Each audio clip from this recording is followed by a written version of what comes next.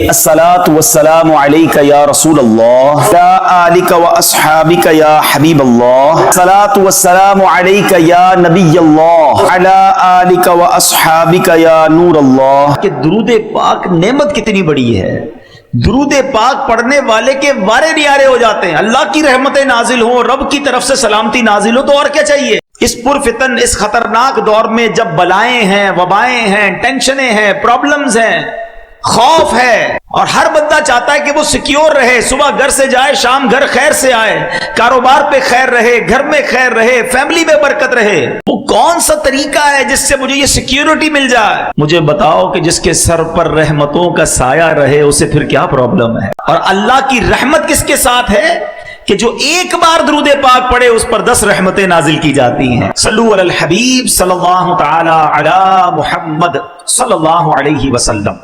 ہم کیوں نمازوں سے محبت نہیں کرتے؟ بے نمازی، میں آپ کو یقین کریں وہ وعیدیں سنا نہیں سکتا، لیکن ٹرائی ٹو انڈرسٹینڈ یہ جرم کتنا بڑا ہے۔ تمہیں پورے دن میں 5 بار اللہ کی بارگاہ میں سر جھکانے کا ٹائم نہیں ملتا۔ اللہ سے وعدہ کر لو، آج پکی نیت کر لو، کچھ بھی ہو جائے آج کے بعد ہماری کوئی نماز قضا نہیں ہوگی۔ آپ کو پتا ہے نمازی کو تحفہ کیا ملے گا؟ ہائے ہائے، نماز کے فضائل تو سنو یار۔ نماز کو عماد الدین کہا گیا، دا پلر آف اسلام۔ اس بلڈنگ میں کسی بھی بلڈنگ کے پلر نکال دیں، بلڈنگ کا کیا ہوگا؟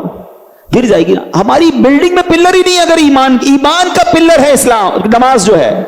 نماز میرے آقا کی آنکھوں کی ٹھنڈک ہے۔ نمازی کو پل صراط پر نور عطا کیا جائے گا، نمازی کی قبر روشن کر دی جائے گی، نمازی کی قبر کو تا حد نگاہ وسیع کر دیا جائے گا۔ اور سنو، سب سے بڑا انعام جو نمازی کو ملے گا کہ اسے بروز قیامت اللہ کا دیدار کروایا جائے گا۔ جس خالق نے مجھے بنایا اس کا دیدار مجھے کرایا جائے گا، پھر میں نماز کیسے چھوڑ دوں؟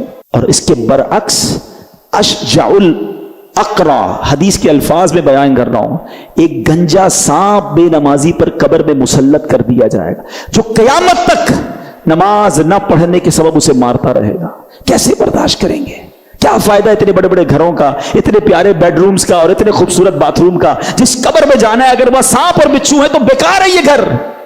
ارے دنیا میں اللہ نے اچھے گھر دیے، اب قبر بھی اچھی بنانے کی فکر کرو نا، کہ میں مروں تو ادھر بھی چین سے رہوں۔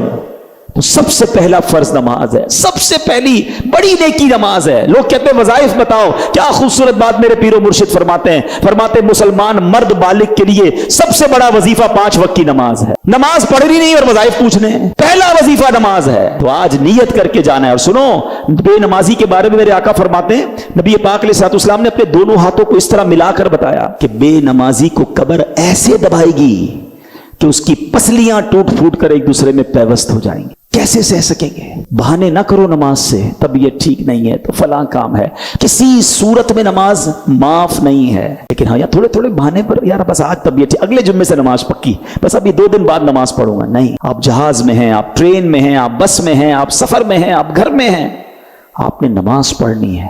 اور یقین کریں، خوش نصیب ہیں وہ لوگ جو نماز کے پابند ہیں۔ یقین کریں، ان کو نماز کے بغیر چین بھی نہیں آتا۔ جو پکے نمازی ہیں نا، ان سے ملیں آپ کبھی، اور ماشاءاللہ یہاں بہت سارے ایسے ہیں، ان کو تو جس طرح کھانا نہیں کھایا بغیر چین نہیں آتا، لگتا ہے یار ابھی تک عشاء نہیں پڑی، یار ابھی میری ظہر باقی ہے۔ اب ان کو ریکال اندر سے آتی ہے، ان کو یاد نہیں کروانا پڑتا۔ جس دن تم نے نماز کی عادت بنا لی، نماز تمہاری زندگی کا حصہ بن جائے گی۔ مگر خشوع و خضوع کا تو عالم یہ ہے کہ نماز میں دھیان ہی کہیں اور ہوتا ہے۔ لوگ کہتے بھی ہمارا دھیان کہیں اور ہوتا ہے۔ وہ مشہور چٹکلا ہے نا کہ ایک صاحب آئے، عشاء کی جماعت چلی گئی، رونے لگ گئے۔ نمازیوں نے کہا یار نہیں رو بھائی، اتنی نماز سے محبت، اتنی جماعت سے محبت کہ جماعت چلی گئی آپ رو رہے۔ کہتے یار بات یہ نہیں ہے، مسئلہ یہ کہ روز دکان بند کر کے عشاء کی جماعت میں آتا تھا، امام صاحب 4 رکعت پڑھاتے تھے، میں پورا حساب ملا لیتا تھا۔ اب جماعت تو چلی گئی، اب حساب کب ملاؤں گا اور نماز کب پڑھوں گا؟ ایکچولی نماز کیا ہے؟ اللہ کی بارگاہ میں حاضری ہے۔ آپ کسی بہت بڑی شخصیت کے پاس، بڑے سیٹھ کے پاس، جس کے پاس آپ کی فائل رکی ہوئی ہو، اس افسر کے پاس جائیں تو دھیان کدھر ہوتا ہے؟ بالکل اس کی طرف فوکس، ہاتھ بندھے ہوئے، سر میرا چھوٹا سا کام، پلیز سائن کر، اتنی اس سے لجاجت، اس کی طرف فوکس۔ اور خدائے احکم الحاکمین کے دربار میں آنا ہے، دھیان کہیں اور ہے، سوچ کہیں اور ہے۔ خود سوچو، شرم آنی چاہیے۔ جس کا نماز میں دھیان کہیں اور ہوتا ہے اس کو خود ہی اپنے آپ سے شرم آنی چاہیے، اور یہ شرم ہی، یہ گلٹی ہی تمہیں دھیان دلا دے گی، تمہیں خشوع دلا دے گی۔ اور دوسری بات کہ آپ ایٹ لیسٹ कम से कम 30वां पारा तर्जमा तफसीर से 2-3 बार पढ़ लें। जब पता चलेगा ना कि आप बात क्या कर रहे हो, अल्हम्दुलिल्लाह रब्बिल आलमीन अर्रहमानिर रहीम मालिकी यौमिद्दीन, अब आप कुरान के साथ होंगे, नूर के दरिया में तैर रहे होंगे। रहमान की बात हो रही है, रहीम की बात हो रही है, अब अल्लाह से इल्तिजा हो रही है, इय्याका नअबुदु व इय्याका नस्तईन, ए अल्लाह हम तेरी ही इबादत करते हैं, तुझी से मदद चाहते हैं। अब आगे चलेंगे, ए अल्लाह उस रास्ते पर चला दे जो तेरे पसंदीदा बंदों का रास्ता है, उस रास्ते से बचा ले जो तेरे गजब वालों का रास्ता है। अब जनाब रहमत की आयतें आएंगी, दिल झूमने लगेगा, अजाब की आयतें आएंगी, आंसू बहने लगेंगे। वल्लाह मेरी बात को समझ लो, जिसको कुरान समझ आने लग गया ना, कभी कभी जब अच्छा कारी तिलावत करता है, इमाम साहब तिलावत करते हैं ना, जिनको कुरान समझ आ रहा होता है ना, वो कहते हैं इमाम साहब रुकू में ना जाएं और तिलावत करें, अल्लाह की और बातें सुनाएं, हमें और कुरान की बातें सुनाएं, क्योंकि कुरान के साथ वो अटैच हो जाते हैं। लेकिन जिसको अंडरस्टैंडिंग ही नहीं है उसको क्या फायदा होगा। प्लीज कुरान से ऐसी दोस्ती करो। और मैं आपको कोई बहुत बड़ा काम नहीं बता रहा, कम से कम 30वां पारा तर्जमा तफसीर, अब तो सिरातुल जनान आ गई है, हासिल कर ले, पढ़ लें, आपकी जिंदगी बदल जाएगी। वल्लाह जिसको नमाज समझ आने लग जाएगी उसको नमाज का मज़ा ही और आता है। सुबहान रब्बियल अज़ीम जब वो कहता है और वो समझता है कि मैं अजीम रब की तारीफ़ कर रहा हूँ, तो बाज़ औक़ात तो आंखों से आंसू निकलते हैं। सजदे में जाकर सर झुकाकर सुबहान रब्बियल आला जब दिल की गहराइयों से बंदा अदा करता है, तो अल्लाह को गोया ये कह रहा होता है, अल्लाह सर भी तेरे दरबार में झुका दिया, अब मैंने सब कुछ तेरे दरबार में झुका दिया है, अपना सरापा तेरे बारगाह में झुका दिया है।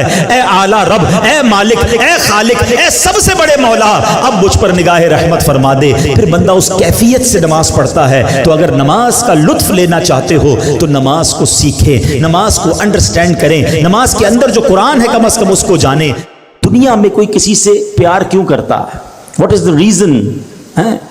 क्या वजह होती है कि बंदा किसी के फॉल इन लव, उसके प्यार में गुम हो जाता है? 3 रीजन होती हैं नॉर्मली। या तो वो बड़ा हसीन होता है, अच्छा लगने लग जाता है, या बड़ा मेहरबान होता है, ख्याल रखने वाला होता है, या वो बड़ा बाकमाल होता है, स्पेशल होता है, आम लोगों से हटकर होता है, इसलिए उससे प्यार हो जाता है।